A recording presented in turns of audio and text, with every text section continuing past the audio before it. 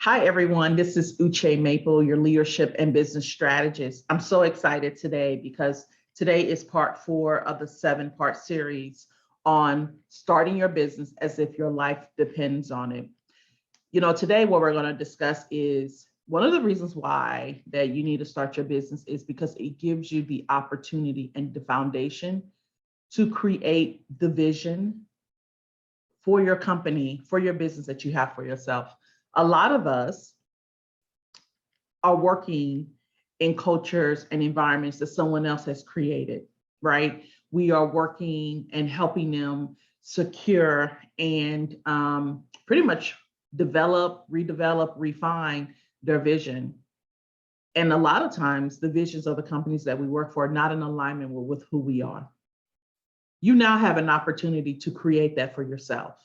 You now have an opportunity to create an environment that is more conducive and in alignment with who you are as a person, right? We know about all of the social economic things that are happening in the world today. We understand there's a lot of social proof of things that are happening. And if you are working for a company, when these things are happening in the world and you have to come inside and put on a face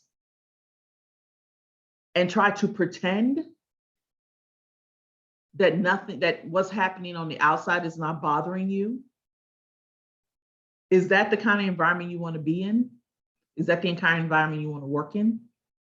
Or do you want to have an opportunity to create an environment that allows people to be themselves, that allows people to bring themselves to work and not be robots? When I first started my business, that was one of the main selling points for me. I remember being told, when you walk into this building, you leave your personal issues at the door.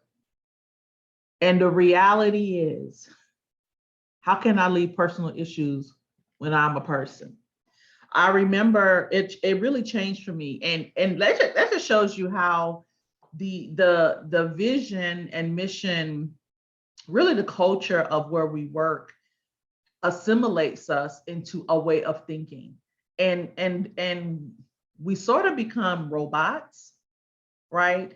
Things that we normally wouldn't accept, we begin to accept. And in a way, we bring that home. The environment that you are in the majority of the time has a tendency to be in the environment when you're at home. And it's not conducive, right? We are trying to be something that we're not. When I was in a training, it was a emotional intelligence training. And the instructor said something that really shifted in how I began to be a people manager. I used to say that same rhetoric, like, listen, leave your personal issues at the door. When you are at work, you need to put on your work hat. But this instructor said something. She said, you are working. She said, this is a business, but there are people in here working. If no one came into work, the work wouldn't get done. So she said, you're not a technology company. You are a people company. And that blew me away, because we were a people company. And it was not fair to tell people to leave themselves out the door, to leave themselves in the car before they came in, and pretend that what was happening on the outside was not impacting them inside. So I shifted how I began to manage. And when I started my business, that's what I shifted as well.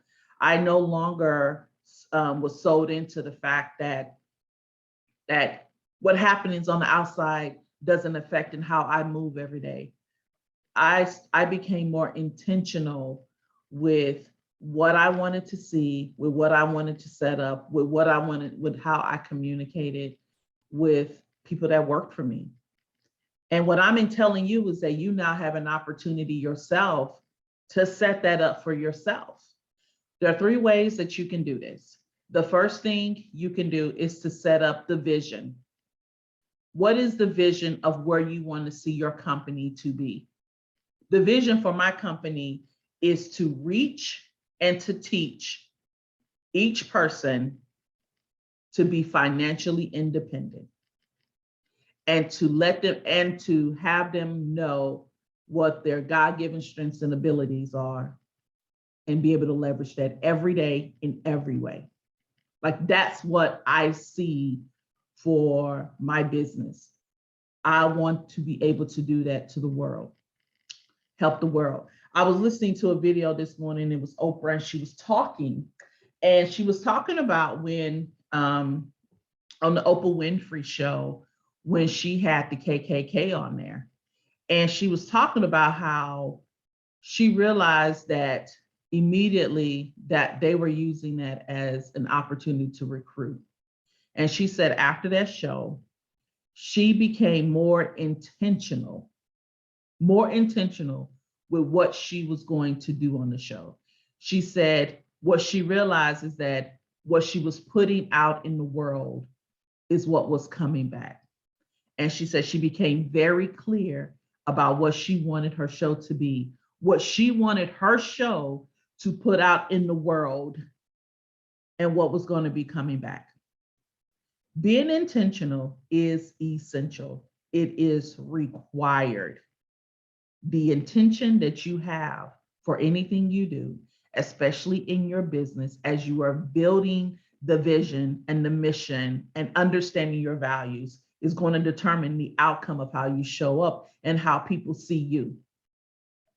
The intention to which you give and serve will determine the outcome. She said that, and I was like, ooh, the intention to which you give and serve will determine the outcome.